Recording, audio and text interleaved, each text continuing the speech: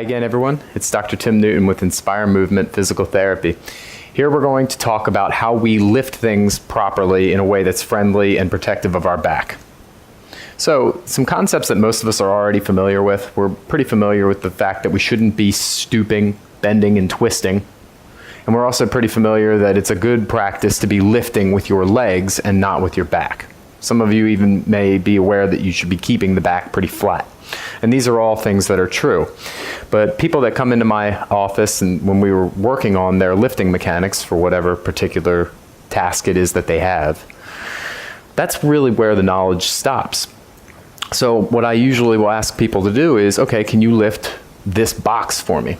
And what everyone will do is come up to the box and they'll bend with the hips and the knees and they keep their back flat and they don't stoop, and then they get down to about here.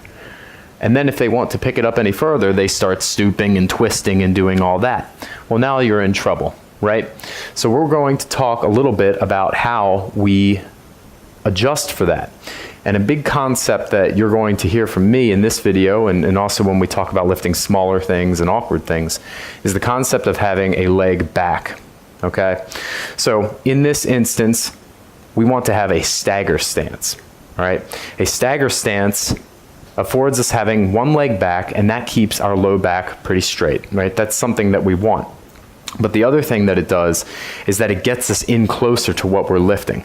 If we're not in close to what we're lifting, and what I mean is my center of gravity close to its center of gravity, that's a lot of leverage working against me. I need to get in as close as I can so that I'm not overstraining my low back. So here's my object. I know that I need to get in close. I can't be stooping or twisting, and I need to maintain some kind of a leg back for good mechanics of my lumbar spine. I'm approaching it here. If I go down like this, I'm in pretty close, and that's good, but I can't really get around it. I want to get my hands around the corner of it if it's a box. That gives me a lot of control. So, using my brain first, I want to get around on the right side of it. We're going to pretend I'm walking 90 degrees around this box. Now I can get down and get a much better grasp on it. So here I am. I'm going to go down into a stagger stance. You may need to even get down onto a knee if you have to get down low enough. Now my center of mass, my center of gravity, is right next to the center of gravity of what I'm picking up. I've got less leverage. I've got a corner of it here. I've got control. And I've got a pretty flat back too, because I've got this leg back. And then I can still have stability side to side, but now that I've got one forward leg and one back leg, I even have stability and balance in this plane too. That's another big benefit of the stagger stance. Now I've got balance, I've got control, and I've got minimized leverage against my lumbar spine and SI joint in the back. And now I can just go up, and here I am. And then I can walk around with this. I can readjust without too much twisting of my spine, and I've got control of this thing. Now, we all think of lifting things, but we have to remember carrying them and lowering them are just as important. So when I carry things, I'm not twisting my shoulders. I'm keeping my hips and my shoulders moving together. And then very importantly, lowering them back down. We need to do the same exact mechanics in reverse. I still want my stagger stance. I've got my leg back, keeping my spine and my low back flat. I've got stability side to side and forward and backward, so I'm doing well there. And I'm hugging it close, so I have little leverage against me. And I can go down, down, down. And only at the very end am I starting to curl my spine forward. So it's a much safer approach. That's how you lift the big things. And we think about those when we are lifting. We know what to do, but it's that stagger stance that's a big thing that people don't think about. So that's how we do the big stuff. For the smaller and more intermediately sized items that we're lifting, we need to make sure that we've got the same mechanics that we do with the heavy stuff. And we normally don't think about picking up light things properly, but it is important when you consider the fact that we're doing it so many more times than we are doing lifting heavy things. So even though the load is less, the repetitions are more, and with regard to your back, that amount of total stress and total strain is the same or maybe even greater. So we need to make sure that we do this properly too. Right here I've got a sock and a stool. If I have the sock right here, I could just stoop down and pick it up, and that one time wouldn't be too bad. But remember, I'm doing stuff like this all day. If I'm folding laundry, think of how many repetitions in that task alone I'm stooping over.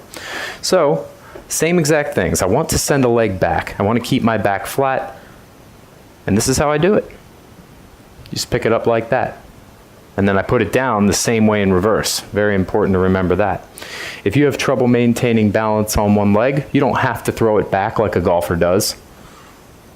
You can just keep it on the floor like I do. I have my toes there for balance, but I'm still keeping my back much, much flatter than if I'm not moving my feet at all. That's a little thing for anything that's low that's very important to remember. Of course, you want to always be lifting things that are in front of you, because if you're not, you're starting to twist, and that'll add up as well. If the object is lower, okay, these socks are down on the floor now, I need to just go a little bit farther. So I send this leg back and I pick it up, like so. If you're having difficulty with that with respect to your balance, if you can't balance on one leg very well for these lower objects, lean on something to help stabilize you as you go down. Or, like I said, you can just keep your toes back on the ground and go down. See, my back is still pretty flat. It's not perfect, but it's a lot better than this.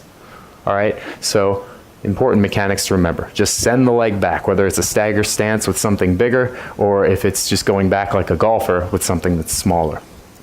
Intermediate sized objects right here, like the stool, I want to stagger and get myself over top of it, just like we did with the box when we were talking about larger objects. And I just go down and pick it up like this. And then I do the same thing in reverse, always remembering to do that. If I'm feeling a little stronger on that day, I can kind of throw a leg back, but it's just going to depend on how much space you have to operate, what you're lifting, the size and weight of what you're lifting. But those are the general rules, okay? For bigger things, stagger your stance, get in close, and always in some way, shape, or form, send the leg back to keep your back flat and avoid the twisting. And that's it in a nutshell for the big things and the small things. Now let's talk about the awkward stuff. So here I've got a bag of charcoal, or it could be a sack of potatoes, or something that's really not sturdy in its own right. It's kind of floppy and I need to still control it. I can't grab the corners of it like I would if I were lifting a heavy box. So I'm still going to try to do the same things the best that I can. I'm going to stagger, right? So I've got my back flat, I'm in close, I've got pretty good balance in this position. Now I've got this thing here. I don't really have a good corner to grab, okay? But one thing that I can do, especially if it's really unwieldy, is do it in stages and put it on my lap and then bring it close where it's really under my control. Okay, so it looks something like this. I'm keeping my back as flat as I can. I kind of get around it the best that I can, and then I lift. Okay, so I worked hard on that, but I didn't try to go all the way from the floor all the way up. I've got it here where now I can stabilize it further and then go up. Now I'm here, and now I just move with my legs, keeping my shoulders and hips facing the same way, keeping my spine straight, and that's how you do it. So you go down from a knee, put it up on the lap, bring it in, and then go up. So that's how you get those awkward things off the floor. Another question I get from patients is, how do I lift things that are up above my head? What's the proper way to do that? You still want to use the strength of the legs instead of trying to torque with your back, and you do it kind of in this sort of direction. You go from your center of gravity, holding it up, all right, all in a straight line still. So I think a great example for this is the dishwasher. So here we're going to show you how we use our brains to do this in a way that's not going to strain our backs too much. So I'm going to lift some bowls out and I'm going to lift some plates out. Now, instead of doing the lawnmower move, right, and going down and lifting up and going down and lifting up one by one and constantly torquing and bending my back, I'm going to be smart about this, and I'm going to get in as much as I can using a stagger stance, and I'm going to collect the things that are similar, bringing them in close. Ooh. And you may think I'm silly doing this and being all robotic like this, but after a while it becomes a habit, and then when you do the wrong thing, then you feel silly, and your back will thank you for it. So I keep it in close, I'm trying to go up here, and I just take the step and I go up. It's a light object, but again, doing it over and over does make a difference. So now I'm going to go down, and just notice how whenever I'm going down, I always am sending a leg back just to promote those good mechanics. Now here, I can go and collect from here, or if it's better for me, I can go down on my knee. It depends on the health of your knees and how limber you are through your hips and your spine. So I'm down here. I can pick them up like this and collect them like this.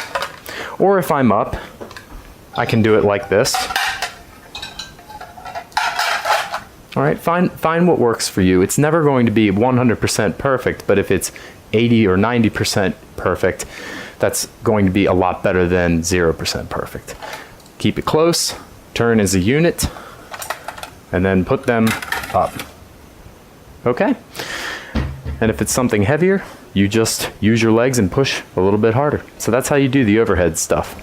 All right, so those are some strategies that you guys can employ for lifting things of all sorts of sizes and weights and shapes.